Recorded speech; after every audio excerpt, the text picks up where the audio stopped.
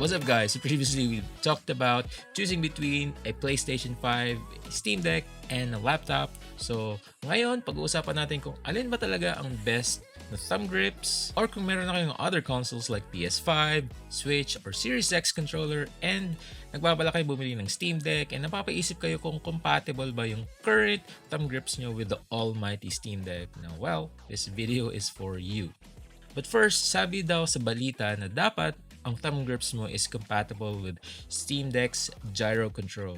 So ang tanong, marunong ka bang i-enable ang gyro control sa Steam Deck? Parang hindi pa eh. Parang hindi pa.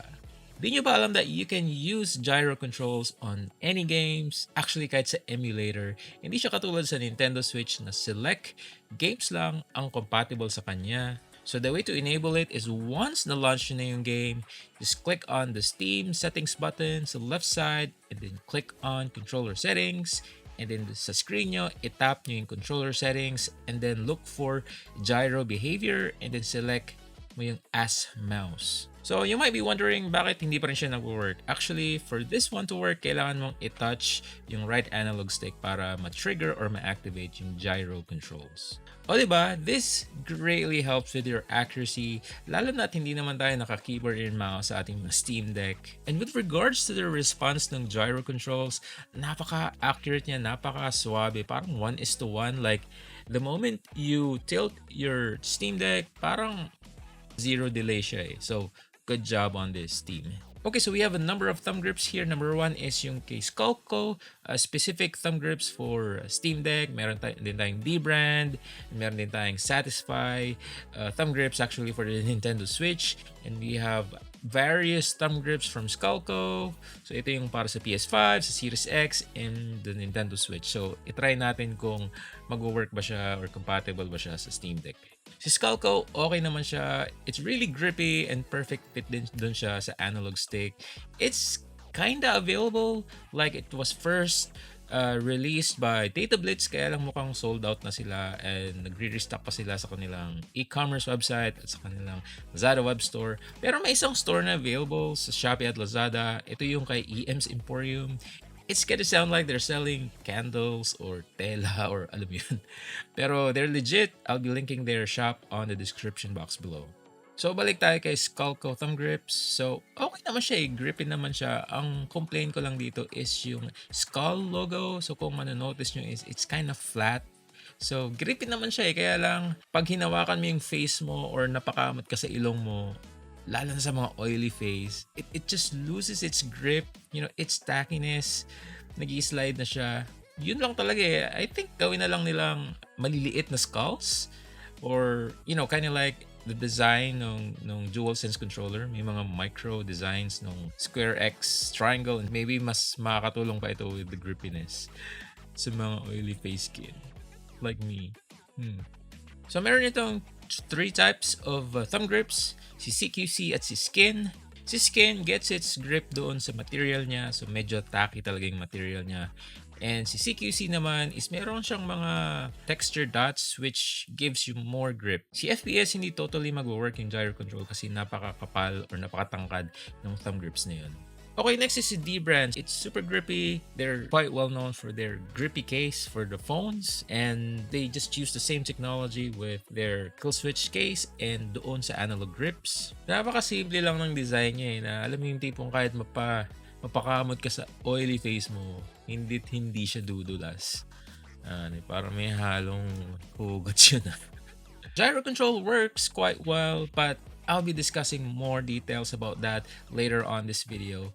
And yeah, I would say D-Brand is the best thumb grips for your Steam Deck. Kaya lang, ang main issue mo dito is you can only acquire one if you buy the kill switch case. Kasi kasama siya sa bundle na yun eh. And it will cost you 5,300 more or less. And kung gusto mo talagang tuluyang malason at mabudol sa kill switch case, you can watch my full review by clicking here. Okay, si PS5 thumb grip, so Sculco pa rin ang brand nito. Yeah, okay naman siya. Same performance as the Steam Deck designed thumb grips kasi pare-parehas lang naman sila eh. Kaya lang, as you notice, umiikot siya, so hindi siya perfect fit. Pero naman, once you're playing, I mean, it won't really hinder your playthrough or your gameplay. So, yeah, okay naman siya. Okay, next is the Series X. Mas maganda ang fit nito kasi mas, alam mo yun, mas swak siya doon sa analog sticks mo. Kaya lang, hindi pa rin siya perfect fit, but it's close enough. And yeah, I find this better than the PS5 one. Si Switch thumb grips naman, medyo may kailiitan siya, pero magkakasya siya. Kailangan mo lang pilitin na makashoot doon sa analog stick ni Steam Deck. Actually, ito yung unang thumb grips na ginamit ko for the Steam Deck when I first got it. And yeah, actually, na-enjoy ko naman. Okay naman siya. Ingat ka lang kasi baka malaglag or mawala yung thumb grips. Si Satisfy thumb grips naman, it's designed for the Nintendo Switch, and to my surprise, actually, compatible siya. Perfect fit din. Akala mo naka-design talaga siya for the Steam Deck. Yung grip niya din is nakadepende doon sa material niya, and as you notice here, wala siyang any forms of texture. So it also obviously failed my oily face test. Okay, so pag-usapan natin si gyro control.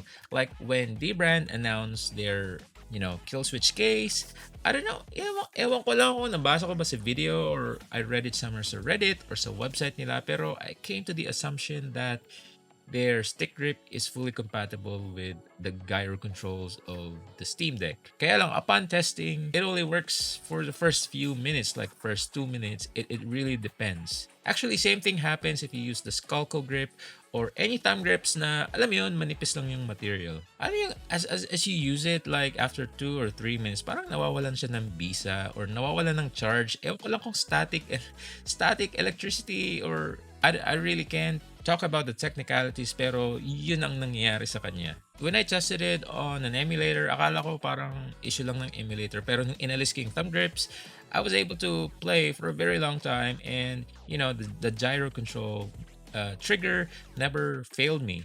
I also read complaints about dun sa mga bumili ng kill switch, and so far walang resolution either from D-Brand or from Steam Deck. I don't know, tingnan na lang natin kung anong mangyari. Pero don't worry, may solution naman kasi by default naka-assign yung trigger doon sa R3 button doon sa analog stick. So instead of mapping it there, you can assign it to R4, yung mga buttons sa likod. So if you wanted precise aiming, just press on the R4 button. So there, diba? It's working.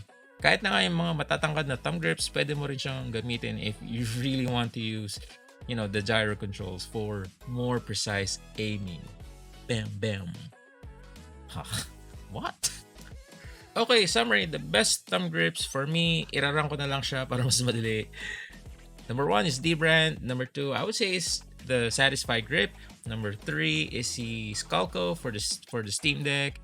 Next is si Series X. Next is si PS5, and last is yung para sa Nintendo Switch. Basta just use any of those thumb grips kung ano man yung available sa inyo, kasi napakaganda ng gaming experience pag meron kang thumb grips versus wala, kasi napakadulas talaga nung analog sticks ng Steam Deck. I don't know, but yeah, I guess it's because of the gyro trigger controls. Kaya ganun yung design nila. Pero yeah, thumb grips lang naman yun eh. No, I'm not really complaining. Magkano lang naman yun eh.